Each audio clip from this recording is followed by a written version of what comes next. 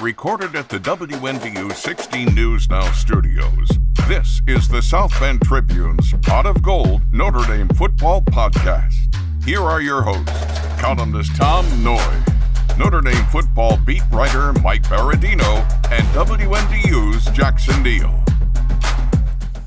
We are back to break it all down on a 39-degree afternoon in beautiful South Bend, Indiana, Tuesday, April 7th.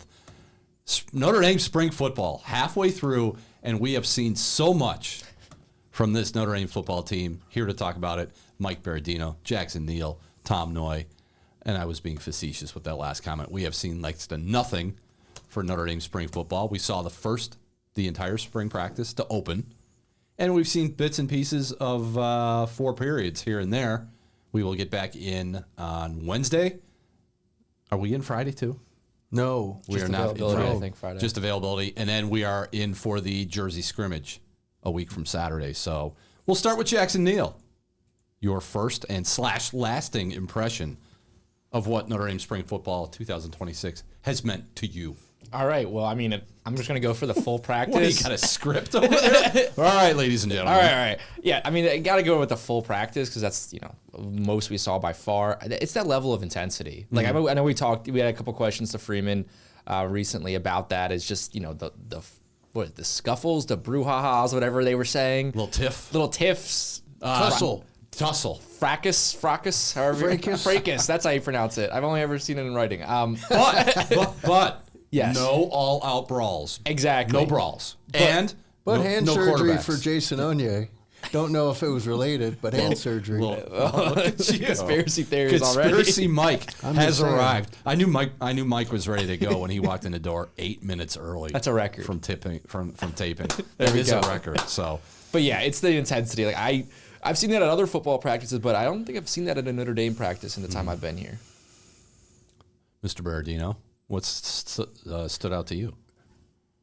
Well, we're going to see a little bit more going forward. That Jersey scrimmage is the thing that historically is the real takeaway. That's last year you saw Elijah Burris with a couple of drops, and also you're like, well, maybe not yet, but even with the field stretching ability.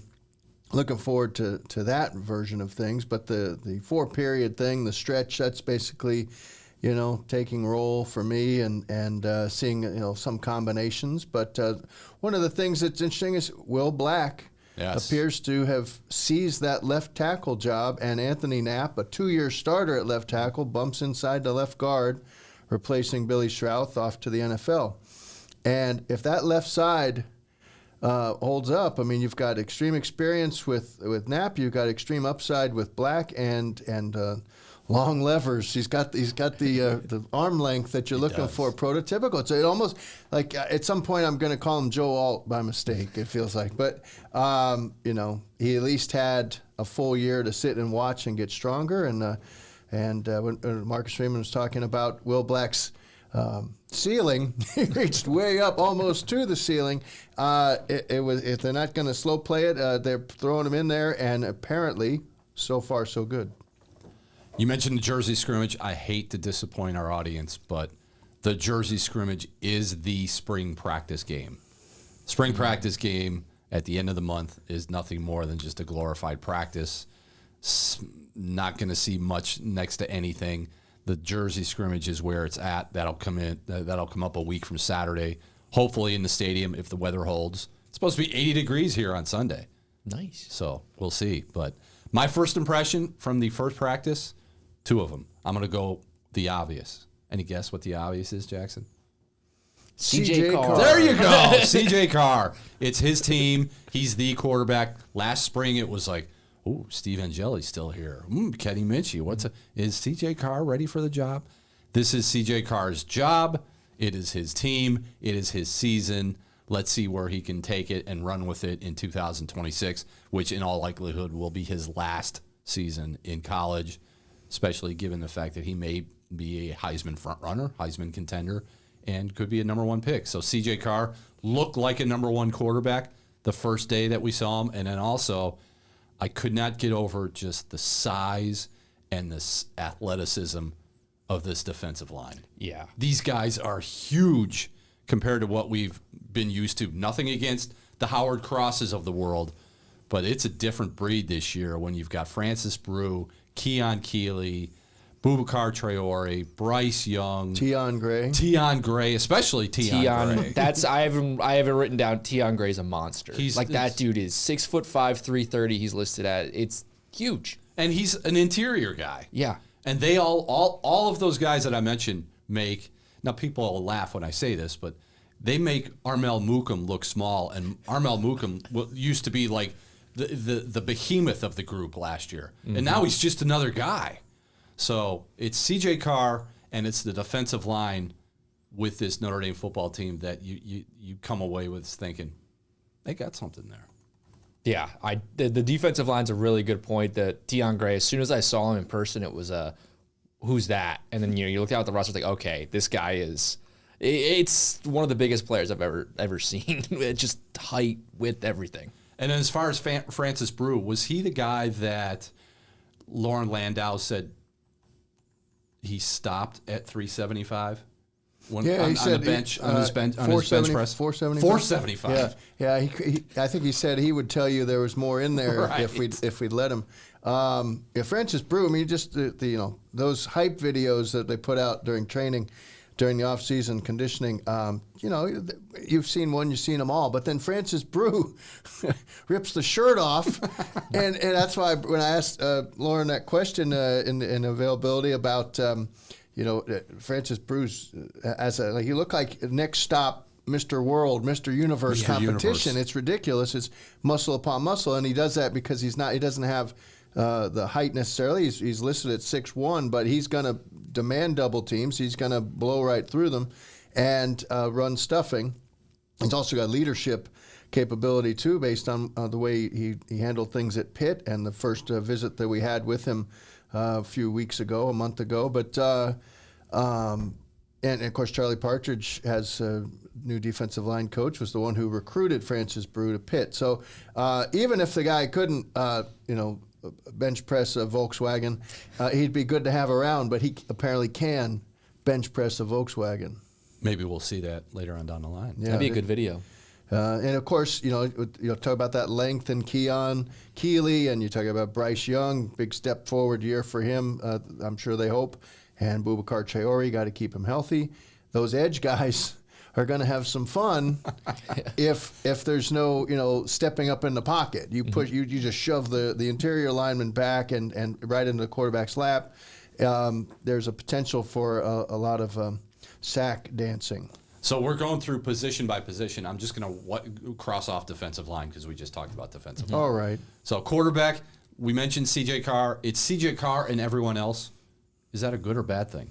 That's a problem. It's kind of a problem, isn't it? I mean, you're also breaking in a new left tackle who has great upside, but Will Black has to be perfect because blindside hits to a C.J. Carr when there is zero experience behind him. Plenty of potential, but zero experience. They're not going to get a lot of practice reps either. Somebody will run the scout team. It'll probably be Teddy Gerard when he gets here. But, they did reportedly sniff around for an experienced backup, but you can see where that guy from Mercer who ended up at Oregon State was one of those main ones that was mentioned. But that's a tweener kind of thing. It strikes me as almost an Ivy League only proposition. Somebody who would come here because the graduate degree means something to him, and he's got the 3 years of experience in the Ivy League. And yes, it would be quite different if he had to trot out there, but at least he's taking game snaps. That person's not here. Jackson, last year, C.J. Carr is the starter, but if he went down, it was nice knowing you had Kenny Minchie. I don't know if that same level of comfort is going to exist with Blake Hebert and Noah Grubbs, right? I completely agree, but like Mike mentioned, I mean, unless you're going to go out into the portal and spend, maybe some actual money or maybe get someone from the Ivy League, you're not going to have that. And I think it was more of a rarity to have that last year in today's kind of college football, or especially quarterbacks are just moving around so much if they don't have that starting position. So I think that's having a good backup is going to become more of a rarity, and this is going to become more of the norm. And it's like, okay, we're going to talk about it later, but the goal of this season is win a national championship. Wait, it is? Yeah, if CJ Carr gets hurt, like you're not winning a national championship. I don't really care who you have as a backup. It was weird when we talked with Rob Hunt and we got the medical list that said Aeneas Williams elbow surgery or elbow issue, and he would be limited, and you were like, uh-oh, what's that going to mean if he's going to be limited this year or this spring? Then he goes out during spring practice, and he had a red jersey on, but he certainly didn't play like he had a red jersey on. Aeneas Williams, good, bad, indifferent. I've always been a big Aeneas Williams fan. I loved what he did during that run to the national title game, all the different things he could do in the pass game with the blocking and then the reception. So I've always been a big fan of him. I thought it was a really kind of cool sign that last year he decided, even though I'm not going to get any carries, I'm still not going to redshirt. I'm still going to be kind of, playing on special teams and doing anything I can for the team. So it seems like he really has that like awesome mental makeup as well. He wasn't happy about what his role and what his responsibilities were, but he never let that affect in him and be like he could have been a guy easily that goes into the transfer portal. He says, I know Jeremiah Love and Jadarian Price aren't here. I'm going to be the number one guy, and here he goes. Yeah, and I think he's just handled his time here at Notre Dame so well, and I think he's really, really talented. Obviously, it's going to be a step down from last year. It has to be. Sure. But I think he has a chance to be a really, really solid back. This will be one where the running lanes will be opened up by an excellent passing game if it materializes, and it should. And so they're not going to be able. It won't be an idea of stacking the box. There may be more drop 8 to face this year for CJ Carr and making sure that you don't force it into a well-covered secondary. But then you got tight ends now who may be able to do a little more in the double Flanagan. And spelled differently. Trademark, yeah, that's right. Speaking of tight ends, is there a number one on this roster right now? It seems like Cooper Flanagan is that guy based on the comments, but James Flanagan was closing fast last year, and spoke to him this spring, and he was confident about how much he had grasped the playbook from last year and how the game had seemed to be slowing down for him. He's just a sophomore or a redshirt freshman, and. Cooper Flanagan back after basically a lost year with the Achilles rehab. Mm-hmm. But that guy had shown an ability in a red zone, especially early in his career, that was missing last year. And Ty Washington is still here as an extra blocker and a guy who was the only, that's a trivia question, only Notre Dame tight end last year with a touchdown catch was Ty Washington. You could win a lot of a lot of bets with that one. That's a crazy stat. Yeah, break that one out on day 2 or day 3 of the draft when Eli Raridon is still sitting. Yeah, still sitting. That's because he once upon a time would catch touchdowns too, not too many, but a few. So yeah, I think they're okay at tight end. I think they're going to have. I do think Flanagan, both Cooper. We got to go. I did ask James how they handle that, and sounds like James Flanagan is Flanny. And then we hear Coop a lot, so it's Coop and Flanny. That's how we'll just do it on podcast. Berardino rolling out the nicknames. Got to help with that, but mid-season form yes. there. And then there's like dozens of receivers. Speaking of those dozens of receivers, we've talked with those wide receivers, and I think my head was spinning for like 3 days because they were scattered, and there. I don't know if we got it. We didn't They're get all still of them. coming up those stairs. Yeah, Tom. we didn't get all of them, but man. That wide receiver room, somebody's sitting on the floor in the corner. They don't have enough chairs in that room. Yeah, there is so many guys that you can just kind of list in that room for the wide receivers. I mean, obviously the one standing out, Jordan Faison. I'm interested to see how spending a full spring on just football. I'm interested to see how that helps him. What I want to see Greathouse. Greathouse is just he's supposed to be healthy, but last year was supposed to be the breakout. Didn't happen at all. Is it going to happen this season? You say he's supposed to be healthy. He showed up on that injury list from Rob Hunt saying, well, he's got kind of a hamstring thing, but he should be okay. And then you're just rolling your eyes like, are we really doing this hamstring thing again? Exactly. With Jaden Greathouse? So it's like I look and you could list all the names and I'm like, I like this about them, like that about them. My question just becomes, is there a true breakout? Is there a true guy that can become like a really solid option as a number one wide receiver? Mylan Graham. Yeah, I think that's it. Yeah, I've got two: Jordan Faison and Mylan Graham. And Micah Gilbert's ready. Yeah, I think Micah Gilbert's ready. We've heard that about Micah Gilbert. That's what I'm saying. Like I'm asking hand things last year, 2 different hand injuries that set him back. But this is the guy that his teammates and the guys down at the combine were saying that was the pick to click when you asked. Malachi Fields. When you ask here, even Leonard Moore says this is the toughest guy for me to cover. So Micah Gilbert's on my list of potential breakouts, and then the next wave, and Jordan Faison's going to have a big year, I believe. Because he's finally going to be able to stay healthy. I talked at length with Jordan Faison last week about the fact that he said when you're not healthy as a football player, you're more worried about what your body is or isn't doing than trying to beat your guy. And now that he's not playing lacrosse, where he's not tweaking his ankle basically every other run that he's making in the midfield for the lacrosse team, he's like, I'm healthy, I'm stronger. He looks different. He looks like a football player now. He doesn't look like a lacrosse guy going here and going there and doing this and doing that. He looks like a frontline wide receiver. So that's why it's Faison and it's Graham and maybe Greathouse. And then all those other guys are like, if you can get something really positive from Micah Gilbert, that would be a big step. Mm-hmm. Yeah, no, and especially for Faison off that point, when you're a receiver that's going across the middle like he is, it's even more so those little ankle tweaks and stuff is probably in your head. Quincy Porter's a guy we're not going to see until August because he's got a patella situation, but that he came over from Ohio State with. But that's another big body guy, another potential Malachi Fields replacement into the boundary, and really well regarded Bergen Catholic guy, but never got a chance to really show it at Ohio State. So they shopped selectively, but I think effectively in the portal. And if you're going to go.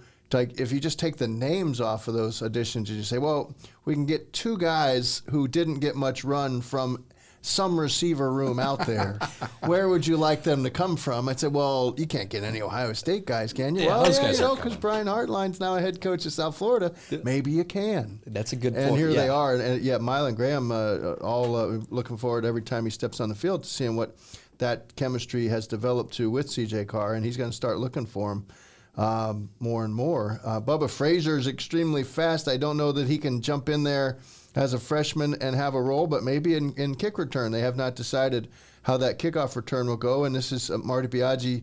Doesn't matter who's back there. He's going to find a way to spring somebody to be a legitimate threat. You're going to watch the kickoff return still this year. Could be the freshman Jonas Walton, who I talked with during freshman availability time. He returned multiple kickoffs in high school. He knows the path, and but Jadarian Price and Jaden Harrison sprung those in recent years. Those are some pretty big shoes they're going to have to fill eventually. Yeah. Jackson, you joked that Mike B was in rare mid-season form.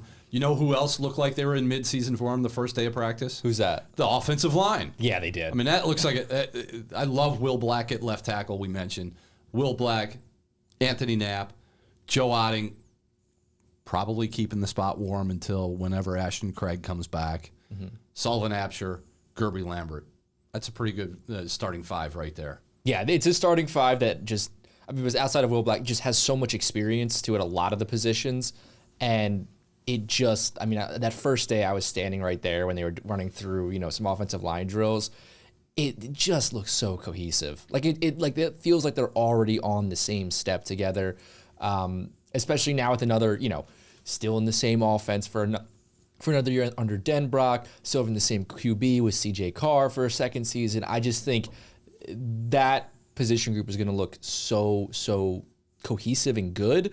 But again, I can't help but think about the offensive line. I know we have it mentioned later, but whenever I look at the offensive line, all I think is, what if Jagasol was just fine? I'm just saying, that, it just makes me sad. Let's just talk about it right now. Okay. If there is a storyline where, when we sat and listened to Rob Hunt and Lauren Landau that day in the media room at Notre Dame Stadium, and you could have maybe gauged the room, I think every one of us had our shoulders sag when it came to Charles Jagasaw and what his situation is. There was a time last year where there were people on this beat, that were hoping and believing that Charles Jagusah may be back by October of last year. And now he's undergone how many surgeries? 5? I think it's 5. He's had 5 surgeries on his arm, very serious open fracture of the humerus. And it's like, when you listen to Rob Hunt talk that day, you didn't care about whether or not this kid could ever play football again. It's just like, just lead a somewhat normal life. Yeah. Because of what this guy's been through. And he was just, and I think it was that day, either that day or the next day, he was having cleanup surgery to repair or replace the hardware in his arm. Like, this is something where if he can just lead a really healthy life, that's the most important thing with Charles Jagusah right now. Because for somebody whose position mandates you have to use your arms and your shoulders every single play, I just find it really hard to see Charles Jagusah playing football on the offensive line at an elite level anytime soon, given everything that he's had to deal with. Just one of the most shocking in a bad way things. And when I remember in that moment when we heard it for the first time, like a lot of, covering sports, you hear about a lot of injuries, a lot of things. That's one of the few times I can remember just really being truly shocked at how it was going, and just honestly just feeling just upset. You know, like, wow, this is so much worse than anybody could have imagined. He's had infections that took him. It took them the medical personnel out in Wyoming that 4th of July. It took them almost 3 hours just to clean the wound before they could address it. Dirt and debris was mentioned. When you have debris, shrapnel. Basically has to be treated like a war injury. It was. Like, seriously. Like, it was such a gut punch to have to listen to that. And he's had an infection, and then they have to go back in, and then they have to do this.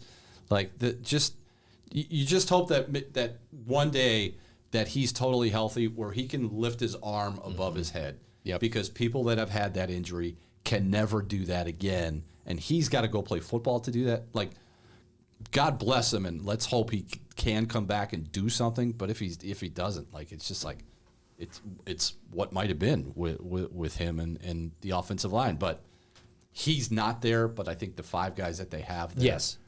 But again, offensive line, somebody's getting hurt. Yeah. Somewhere along the line. And I just think, but I mean, you look through their roster, and it's the way they've been recruiting offensive line recently. Just feels like there's guys who maybe the names we don't know yet, but you're looking at their measurables, you're looking at what they look like, and it's like, oh well, they're gonna have a 4-star step in that maybe not have as much experience, but who didn't have a lot of experience was Anthony Knapp going into Texas A&M. It's like there's no way there's no way anybody would have said, yeah, you know what, Anthony Knapp, a true freshman, is going to start at left tackle in College Station. Yeah. And it happened, and it wasn't that bad. It wasn't. It was pretty good that night. So, like, when it comes to Notre Dame's offensive line, like, it looks really solid to starters. Okay, if you have a question about the backups, at this point, I'm just going to defer to that staff and the way they're putting it together, because it seems like whoever they bring up is always good. Just defer to Joe Rudolph. Yeah. Because he's over there like a wizard in the corner, just like, okay, what if this guy goes down? Then we're going to move this guy, and then we're going to move this piece, and then we're going to be okay. So they always come up with something on the offensive line, whether or not this guy's healthy, whether or not Charles Jagusah ever plays it down in football. Joe Rudolph will have a solution for any problem that comes up. Well, yeah, I agree that they know how to develop that within the framework of the off season and in August. But at this moment, I'm looking through, and I feel like Cam Herron as a future center here and waiting, if somehow Ashton Craig had another setback, Cam Herron could be pushing Odding. I think Odding could go to either guard if necessary. Matty Augustine is a guy that you hear about on the edge more, 6'8". That's one of those guys who now, but still just a redshirt freshman with just garbage time, last year, just a few snaps late in blowouts. But that's a guy, and Styles Prescott is another guy on the edge who's more experienced and would have to step in if something happened. As we say, it happens every year, everywhere around, because it's an incredibly violent spot. A car crash every snap, basically. They'll describe people who play on the line, and And so you have to be prepared for that. But when you talk about those 4 and 5 stars, there's guys that are a full year away who will be future standouts here. But if you needed to go to them, at Lambeau Field week 1 because somebody, had a high ankle sprain, I'm not sure you can go really any further than I've already mentioned. Augustine. I think right now on a tackle. Right, until we see the Jersey scrimmage and maybe somebody emerges from that where you say, okay, I see what they see in this guy. But right now it would be Matty Augustine and here and then the rest of the field somewhere else. Mm-hmm. So that's offensive line. And you always leave open the possibility that a freshman like a Knapp, who we did not expect that at all offseason until that one Jersey scrimmage that we walked out there, I think, and we saw they were on the left side. Sam Pendleton now at Tennessee, and Knapp, and you're like, well, that was just a scrimmage in August. That has to be just for show. That's just they're hiding something. They're playing with Elko, but they weren't. They weren't. When all of your backups have like the right measurables, like eventually one of those is going to break through. One of those young guys is going to break through, I think. Here's what you need to know about the linebackers: that they may be one of the best groups in the country. First day that we were at practice, Drake Bowen limited because of labrum surgery in his hip. Kingston Viliama Asa limited because of his knee injury. Madden Faremo limited because of a wrist injury. All 3 were taking reps at some point in the practice. Even Kingston Viliama Asa and Drake Bowen were wearing blue shorts and T-shirts and were stepping in for individual reps because they want to be a part of this thing. I mean, as long as they all just get healthy, like that is, you're right when you say, is this the best linebacker group in the country? I mean, it's like experience, talent, everything you could want with those guys. It's at such a point where we talk about Kingston Viliama Asa, we talked about Bowen, we talk about Jalen Sneed, Madden Faremo. Nobody talks about Jaden Osbury. Yeah, good point. Completely. Nobody. Yeah. We forget about him. Like when the linebackers came up to the room to talk to us, I'm like, who's that guy sitting there? I didn't see that it was number 4, and I was like, who's sitting over there? What? Jaden Osbury. He was not asked a single question because the zone had been flooded. Yeah. I couldn't get to him in time. If you know anything, if you need to know anything, Mike Berardino will get to everybody. Yes. So if he can't get to Jaden Osbury, that's just an indication of what that room was like that day, where you just sometimes in the wide receivers, same way. You just can't get to everybody to talk to. Because there's so many guys, and you forget about Osbury, and to an extent, you kind of forget a little bit about Jalen Sneed. Yeah. Yes, and so just to explain to people why Jaden Osbury wasn't asked a single question, yes, he came up while that was a day of quarterbacks and linebackers. So you had a table with C.J. Carr right behind him with 8 to 10 reporters. And then I was there with Kingston Viliamu-Asa. He's in the middle of his answers about his recovery and his timeline.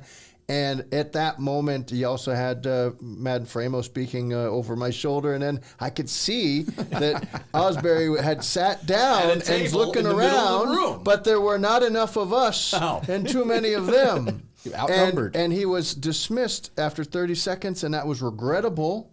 Because it's just the time. It was Grand Central Station. We're very thankful that they come through, that they make them available. I just apologize if Jaden Osbury, who's one of our most loyal listeners. We get a lot of questions from him. So he needs to know this. I'm just saying it now. We apologize that on behalf of the media that it's not because we didn't have any interest. Because this guy just has Navy. This guy's good.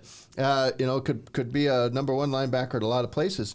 But it's just the timing didn't fly. I think they're also at that point Brian Jean-Marie was also speaking, and so we're still getting to know the new linebacker coach. So it was just unfortunate. But Jalen Sneed said something cool. He was the only one who mentioned this process, and so I wrote about it just now. But I thought maybe we should try. It's kind of dangerous. It's called Partners.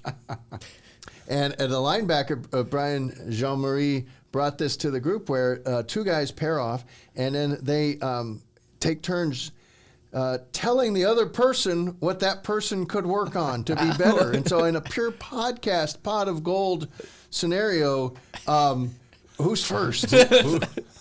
Partners. Who wants to be Go my ahead. partner? Give me some. This is constructive criticism. Mike, there's nothing you Don't need talk to about the shirt. Well, maybe that would be the constructive criticism, and I can take it. Partners. Hey, you showed up. You showed up 8 minutes before the show, so my one I don't thing. want. I'm not looking for. I'm not fishing for a compliment. Give me something I can work on, All right. such as hand placement, footwork, but in this case, a podcast way. Here it All comes. Right, all right. I got something for you. All right. You ready? Enunciate. Constructive criticism. We're all friends here, right? Sure. I hear you breathing too much. Wow. How about that? There you go. Well, Through your nose. See that? I have a different headset, I partner. know you do. I'm just saying. That is unfortunate. I'm Move just it down a saying. little bit. Move it down a little bit.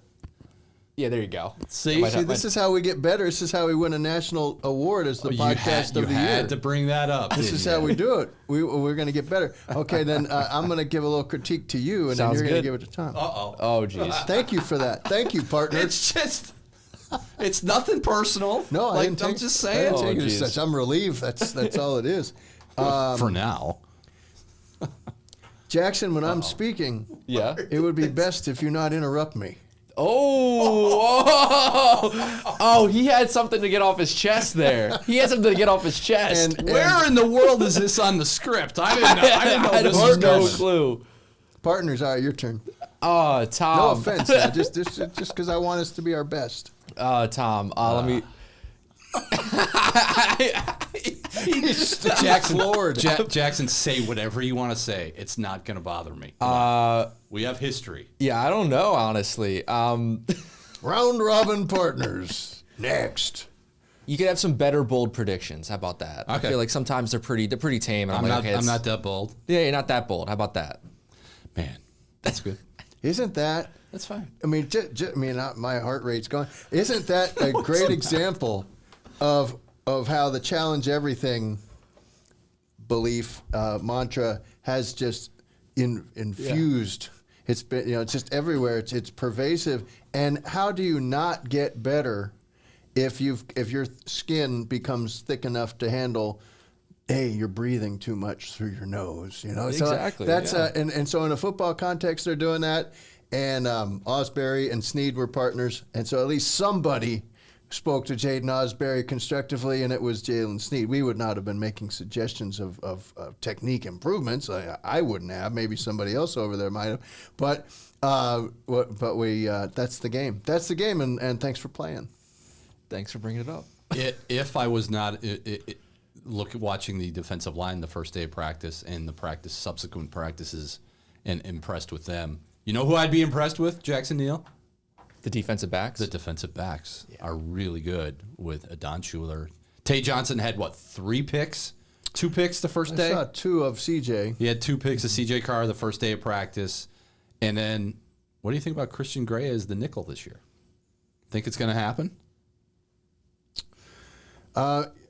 He's got the physicality for it to handle the traffic inside. It might be best for him in a way not to have to. I see the merit of trying it. He's certainly, it'll give him more marketability come NFL draft run up in a year. But and because he struggled so much with the occasional burning on the perimeter, and his mental state had to be propped up by his teammates at times. I mean, he really could. I mean, that's an island. It's an island. It's not for everybody, and they do have some Carson pieces Hobbs. now. It's not for everybody, and so you have a Jaden Sanders in here now. We haven't seen McKinney yet. He's going to be on his 3rd program when he gets here, but apparently a guy who has the maturity. We've been conditioned in recent years that nickel back is a transfer who's done it already elsewhere. Old guy. Yeah, you know what you're dealing with because there is a lot to sort through, a lot of trash, as Prince Kali used to talk about, all the activity there. And but it'll be interesting. Dallas Golden seemed to take to it and so quickly. Doesn't have the profile physically. Seems more on the edge. And Mark Zachary's a guy out there still on the edge. But and if you're Aaron Henry, new to to the scene, you want to see everybody do different things. At least one thing. Leonard Moore, healthy. Leonard Moore at boundary corner is shutting that side of the field down. Noticed I didn't mention Leonard Moore because it's almost like we take him for granted. Yeah, and I mean, like he was just there. And he was considered the best cornerback going into his sophomore season. So now going into his junior season, it's going to be more of the same. And in that type of position too, it's sometimes about just top end talent. Like who is your best, rather than having maybe the most depth. I think sometimes like having a guy that can just completely take somebody out. That's what Leonard Moore can do. And you're right, the safeties with Tay Johnson and Don Schuler, the top end talent in this group is just so good. This is how good it is. Freshman Joey O'Brien may not see the field a lot this year because you've got Tay Johnson and a Don Schuler and Luke Talich. Yeah, who every time Luke Talich gets on the field, he makes some sort of play that changes the game. All he does is make a game-sealing pick. Seriously. Chris Ash said he calls him the closer because it seems he comes in there and puts an exclamation point on it. Yes, that's to have two defensive captains back in Schuler and Bowen, and you'd have to think they'll be voted that again. And then Leonard Moore, who even Marcus Freeman said a year ago, if he'd made him eligible for it, he didn't open it up for the voting to a sophomore, but he would have had support. You have to think Leonard Moore's your third defensive captain. That's pretty stout. So you have to keep him healthy. He played through that high ankle sprain all the way from the A&M game through the season after missing a couple early ones, played through it. Need to make sure that that does not come back. But Joey O'Brien, big future, but just gets to sit and watch if everybody's upright. 2027 for Joey O'Brien. Yeah. Jackson, kickers, punters. We have questions. Got any answers? No. Because I haven't seen anything. I just really hope Spencer Porath can hit some kicks and just be consistent. That's what I hope for, because it feels like it's been a while since Notre Dame's had a guy that could do that. And if you're going to win a national title, you need that. It feels like 5 years ago that Mitch Jeter was Mitch Jeter with this program after everything they went through last year. I just want to see extra points go through, just consistently without worry. If that can happen, and then just hit some 30, 40-yard field goals, it's a good year. Punter, Mike, Australian rules again? Yeah, it seems pretty seamless. I know Eric Schmidt is more naturally a punter, and that's what he's taking the majority of his reps now is at punter. But it does seem that simple, and potentially this guy could stick around even longer than the 2 years that James Rendell gave Notre Dame. So Jasper Scaife, what do you got? I don't know. Sure. Yeah, I think that's right. I'm supposed to write it correctly, not say it. I'm going Jasper, but and we did speak with him, and he's newly engaged, and does he have the accent? Oh yes, does he? And just a delightful gentleman, and 6'6" already, and may still be growing, but that was pretty good pull there. And so once after Notre Dame they were one of the last power programs into the Australian punter pool, and now it seems like it should just be perpetuating. It may be a while before anyone who's not from Australia has to punt for Notre Dame, because they're all going to see how it goes for them. And then Spencer Porath was so significant, that addition, that the NCAA, without naming him, because this happens elsewhere, but they outlawed the ghost transfer, which was if you don't ever show up in the portal, then there's severe consequences, like something like a 6-game suspension for the coach. For the head coach. Yes. I mean, it's like NCAA don't want to see any more ghost transfers. That's essentially what Spencer Porath described to me, and how Marty Biaggi described it, and he is not a walk-on, because remember Spencer Porath, like Barry Odom's, apparently you can transfer without ever being in the portal. Nobody told us about it. We just lost our kicker, because he really wanted to pursue he's an undergraduate. He wanted to pursue his business degree. So he basically left Purdue. He enrolled as just a regular student. Yes. Student. Yeah. At Notre Dame. Yeah. Who just happened to be a kicker. And on the backside of that, come on out then. Come on out. We kind of remember you from the Purdue game last year, and then you made 2 long field goals in stormy conditions. And this guy. This is obviously the NCAA wouldn't have created this rule if it weren't something that others were exploiting. This is the first one I think happened here, and they just in under the wire because it is. But then again, I don't know why it has to happen at all because. I guess, obviously, once you go into the portal, the school that you're leaving, they have notice of it, and they also lose all responsibility to you. They can just disown you at that point. And Purdue's when Notre Dame plays Purdue this year, it looks like they're going to have a freshman kicker, and this will be a storyline. I thought you were going to say somebody was going to take a run at Spencer Porath, That'd like be good. in hockey. Well, I definitely wouldn't have him kicking off, but I don't. I think Eric Schmidt's going to be the kickoff guy. It's and the fan base jumped onto social media too after we wrote about Spencer Porath, and the Purdue fan base is still not salty? pleased. A little salty down there? A little salty, and that goes even beyond the big numbers Notre Dame put up on him the last 2 years. So that's always good for the clicks. But why did he do that though? Huh? Why did he do that? I still Like, did we ever get an explanation for that part? I still can't really explain it because, if I'm not mistaken, his dad's a businessman and his dad went to Purdue. And so it's not like the Purdue and has a degree from that. So it's still a little murky why there had to be that. But perhaps, no, I can't even begin to speculate. And Marty Biaggi did remember him from his time at Purdue. He was, they might have had spoken in the past when before Biaggi went down to Ole Miss for 1 year of the Lane Kiffin experience, and then up here.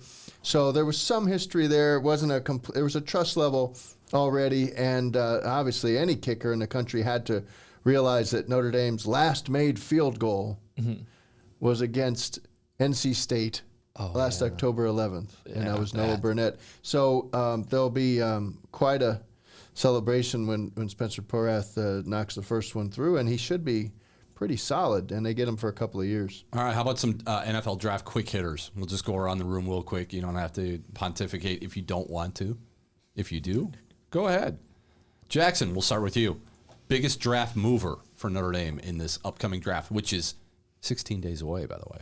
I think Jadarian Price could really rise. The one thing I always think about with him, the NFL kickoff rules. That's he's gonna be so much more valuable, I think, than people realize because you have to return kickoffs now. And Mike, he's so good at that. Biggest draft mover for you? Tick, tick, tick, tick, tick, tick, tick, tick. I think I gotta say Jeremiah Love, just because, and it may already be in stone based on the way people are speaking in podcasts, but the floor for him just keeps ticking up and up and up, and almost feel like by the week, by the show. And somebody's going to talk themselves into trading up to get him at number 2 if this continues, or maybe 3. There's no way he gets out of the top 10, and there may be no way he goes past 7. So I don't get that.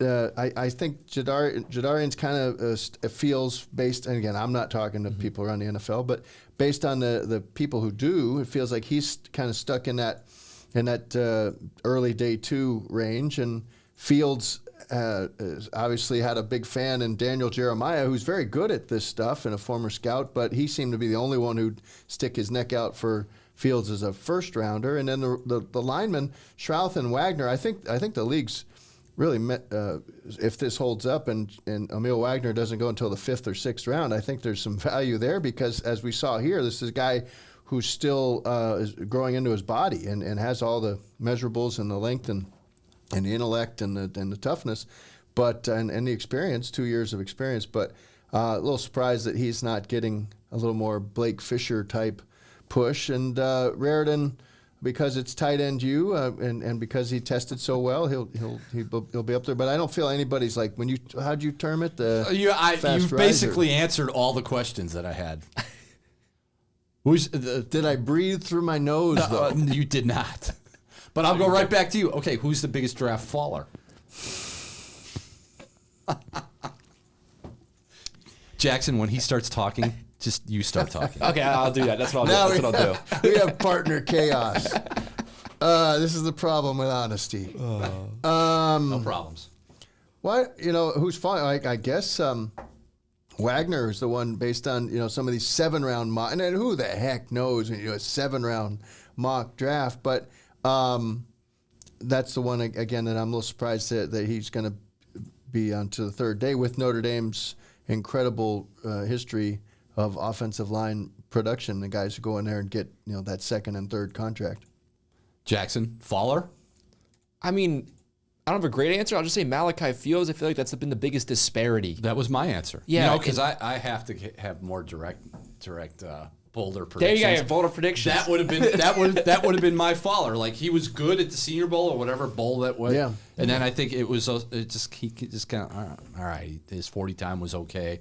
Really deep draft for wide receivers. Mm-hmm. So I think he shot up the board, and now it's just kind of like we can get him in the 4th or 5th round. Mm-hmm.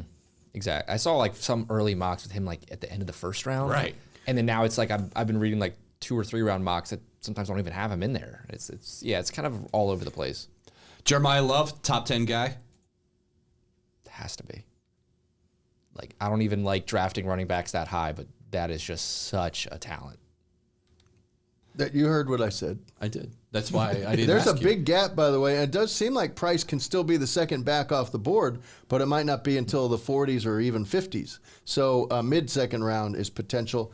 But that's, Matt Miller from ESPN. I jumped on his call because there's less shouting on it than, say, a Mel Kiper Jr. conference call. And that's kind of how he had it. He did a 7-round mock, and that seems legit. There's consider the source on all these things. There's a lot you can find. It. You want to read a bunch of 7-round mocks. They're easy to find, but do they have any value? They're just people going through draft lists and reordering them. But the question, the concept of Jeremiah Love at this point, the hay is in the barn. He's passed every possible test, and now he's just piling on to see he's just the charm offensive just taking off here because love the guy, straight shooter. But now you can see, like, the answers we got after the pro day when he didn't even have to come over and talk were so Eddie Haskell-ish at times that it was just like, all right, you got it, you won, you're going to be top 3. But he's having fun with it, and man, I in retrospect. We all, as much as he was put in front of us, it would have been great to, he should have been kind of had his own day like the quarterback does in the NFL. The guy's really good with the media. So I don't know what all that stuff was about shyness. Just had to come out. Hey, Not very shy. Jackson, I got a question for you. What's that? How do you fix Notre Dame basketball? Oh, I have an answer. Okay, it's really simple. All right. Money. As we sit here on Tuesday, April 7th, Notre Dame has 6 players in the transfer portal. They have to add maybe as many as 7 players, and they are trying to. They tried to do 2025-26 on the cheap. They cannot go cheap if you want any sort of substance, any sort of progress in 26-27. Now, the next question is, how do they spend that money? And where does that money come from? I don't know about where it comes from, but what I will say is looking at this program over the 3 years for Micah Shrewsbury, the biggest takeaway I have is if they're not going to be spending money, it's going to only get exponentially worse because the ACC is getting so much better. When he first started, the ACC was having a really downturn in the conference. And people are looking at the ACC now and remembering what it was like then and saying, well, the ACC stinks. It doesn't stink now, except for the bottom 3 teams. And look who the bottom 3 teams are: Boston College, Notre Dame, and Georgia Tech. Who are the bottom 3 teams in the NIL era in that league? Boston College, Notre Dame, and Georgia Tech. And not a coincidence. Boston College just got a brand new coach, right. And There's been, I think, correct me if I'm wrong, but there's been rumblings they're going to invest a little bit more. A little bit. Meanwhile, for the rest of the conference, Brand new coach who's related by being the son of Bill Murray. Yes, that's So right. there could be, he could make a few calls. Exactly. And I mean, man, the rest, Syracuse is going to be better. Miami now is solid. Louisville's really gotten back. So it's like the conference is better than when they were struggling under Shrewsbury to start. So if they're not going to invest, it's going to get really, really bad. Everybody is up in arms that Cole Serta, Marcus Burton, and Jalen Harrelson have entered the transfer portal after Notre Dame went 13-18 last season. I have some bad news for those people. If Notre Dame went 24-8 and went to the NCAA tournament, guess what? All three of those guys are still leaving because they are leaving for substantially more money than they ever dreamed they could ever make and would ever make at Notre Dame. Like, until Notre Dame decides we're going to get serious about the money situation, we're going to get serious about the transfer portal situation, we're going to get serious about getting guys into school that we would otherwise not be able to get into school because they can play basketball. Guys that have played in the Euro League. I look at Testa Ritter from Virginia, all freshman team, all league team, played professionally for 3 years in Europe. Notre Dame looked at a guy like Testa Ritter, but they said, there's no way we're getting a guy like this through academics. If they continue to operate that way, guess what? 13-18, 4-14, no ACC tournament, all your good guys leaving will become the norm for Notre Dame basketball. So it's a real problem where this program is right now, and it's not. We do have to clarify. I have to clarify any comment that I make about Notre Dame basketball, having been the Notre Dame men's basketball beat writer. Micah Shrewsbury needs to be a better coach. Mm-hmm. I'll say that 100 times. He knows it. Everybody knows it. He needs to be a better coach. He needs to represent the university better.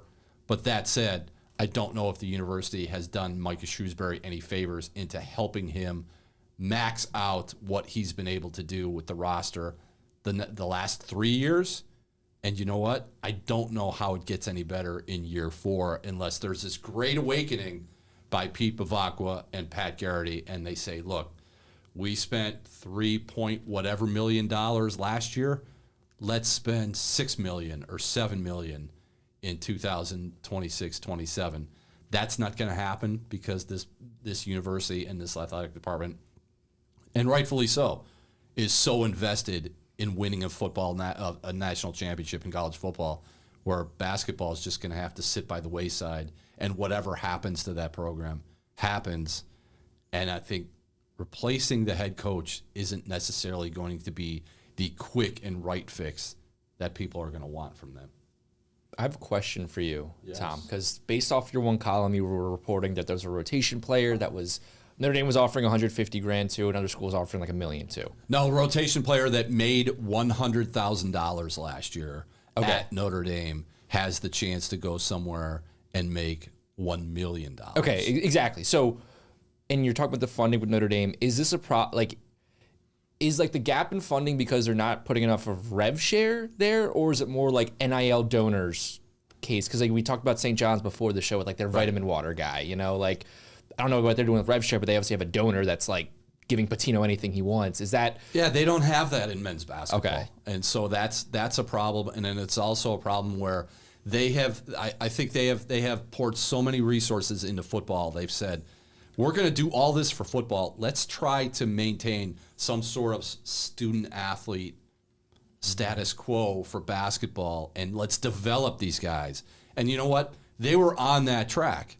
That freshman class was a top 8, top 7 at one point when Ryder Frost committed 2 falls ago. They were the number 1 recruiting class in the country. Yep. So Micah Shrewsbury was like, all right, we're going to do it this way. We're going to get we're going to get guys. We're going to grow them. We're going to develop them. They'll be 3 and 4 year guys. Well, guess what? The money became the money, and developing guys. Jalen Harrelson, I cannot stress this enough. I have it on really good authority from someone who knows, and I'll just say it right now. Jalen Harrelson said, I am coming back for my sophomore year. We're going to get Marcus back. We're going to get a little bit more. We need some more money to get Cole Serta back, but we're going to come back. the money situation, and I'm not going to just sit here and throw figures out just to throw figures out, but the money situation is so ridiculous that they could not stay and play for Notre Dame. Couldn't. Wow. And now this is where we are. So you have to pick your opportunities in sports. It's very rare that a school can be excellent in two sports. You can, I'm sure Illinois could make that case right now. You can be excellent in two sports at once.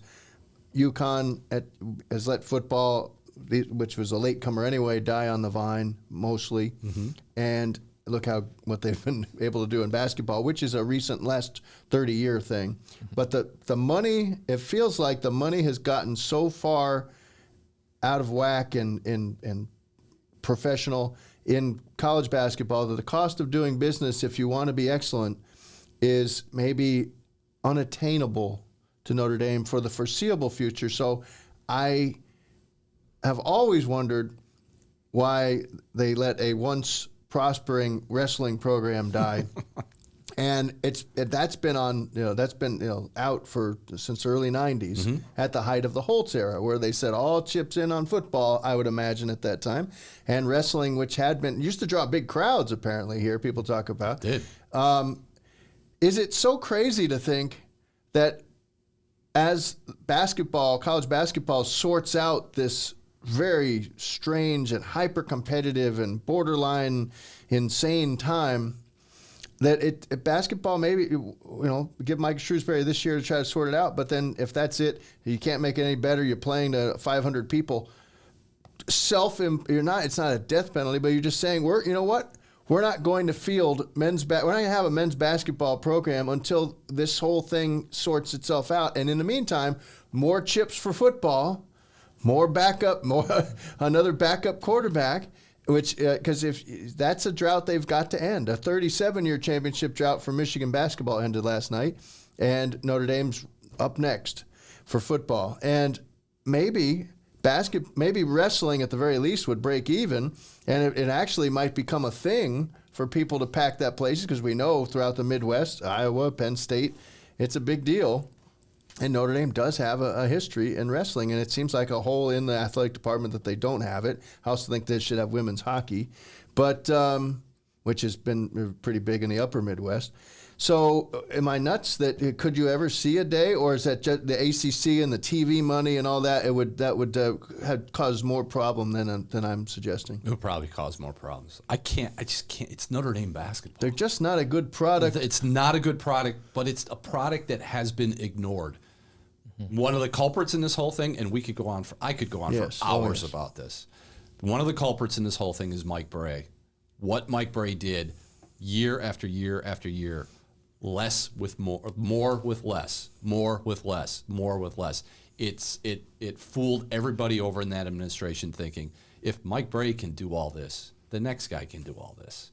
And that's not the case, because the entire world of college basketball has changed since Micah Shrewsbury walked in the door. Notre Dame has not changed. If they don't change somehow, nothing about this is going to change.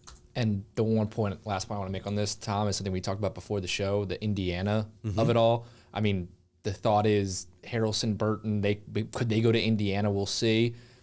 Indiana just, if you go back to the day that Notre Dame beat Indiana in the college football playoff, it was like, okay, Notre Dame is the clear, they're the clear Indiana athletic program, in this state. Since then, Indiana just went out real quick, snapped their fingers, won a national championship in football. Something Notre Dame's been trying to do for decades now. Now, if Indiana men's basketball just takes Notre Dame's hometown kid and possibly their best recruit ever, it's like Notre Dame in the span of really quickly just went to become the second athletic program in this state, when for, a long time, if you thought about athletic programs in this state, Notre Dame was the clear number one without really a number two. I mean, Indiana men's basketball was the only other sport that really kind of competed, and Purdue men's basketball as well. But it's like now all of a sudden Notre Dame is just fallen behind IU in that regard as well. Which is staggering to think about. Yeah. That Notre Dame football is the number 2 college football program in this state. And it is. Yeah. And the men's basketball program is falling, obviously, number 3, number whatever, depending how far this thing falls. It's kind of ironic that we're taping this on the first day of the transfer portal opening because we have some transfer news when it comes to this program. This will be the last program that you will hear one Jackson Neill because he is entering the transfer portal. Yes. He's probably leaving for more money and everything else. And he's, you know what? He's just tired of being interrupted by Mike Berardino. That's I'm tired of your lack of bold predictions, Tom. Okay, so enlighten our audience why this is it for Jackson Neill. So yes, my contract is up this week. Is my last week here at WNDU. I decided to kind of move on. I'm from the East Coast. I'm deciding to move back to the East Coast. I accepted a job outside of television. I'm going to be working for Brown University. Really excited about that in Providence, Rhode Island. So nice. Yeah, really, really excited. Would have never thought Ivy League, for me, but I did not have to put my SATs on there, so I got the job. But yeah, it's been so fun. I'm really gonna miss all you guys, of course, covering Notre Dame. The reason I came out here was to cover big time college football, and I don't think it gets any more big time than Notre Dame. There you go. Regardless of what I just said about Indiana. Doesn't get any more big time than Jackson Neill. Thanks, Mike. Without Jackson Neill, and Mike mentioned it, we joked about it earlier, our podcast is a top 10 national podcast.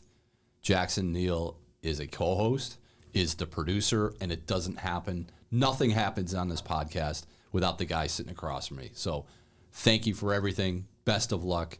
If you want to come back and shoot a Friday night football game, I'm sure we can arrange that for you. I would love nothing more. That's actually one of the things I'm going to miss the most. I love Friday Night Football. I love anything. Yeah, thank you. That means a lot. And maybe later on down the line, we'll punch up Jackson Neill and have a guest appearance on the Pot of Gold as we move forward. So what this means for the Pot of Gold, I have absolutely no idea. Mike has no idea. Maybe we'll still do it from the studio. Maybe we won't. I don't know. But somewhere along the line, we'll be back again. This will wrap up this edition of Pot of Gold, and we will talk to you somewhere down the football line. This has been the South Bend Tribune's Pot of Gold podcast, your home for insightful Notre Dame football coverage and analysis.